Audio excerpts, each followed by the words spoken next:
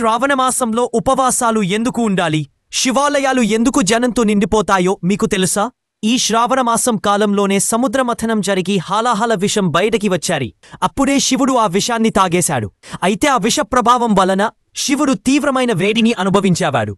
ఆ వేడిని తగ్గించడానికి దేవతలు శ్రావణ మాసంలో ప్రతిరోజు గంగాజలంతో అభిషేకం చేసేవారు.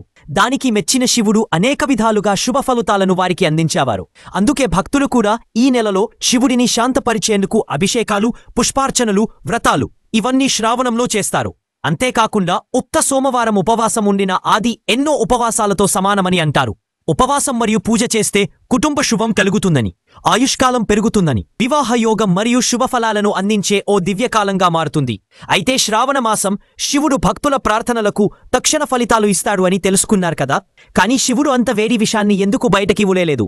ఈ శ్రావణమాస కాలంలో ఎటువంటి పనులు చేయాలి, ఎటువంటి పనులు చేయకూడదు, ఇలాంటి అద్భుతమైన పురాణ కథల కోసం వీడియోని లైక్ చేసి భక్తి పురాణ డైరీస్ ఛానల్ని సబ్స్క్రైబ్ చేసుకోండి.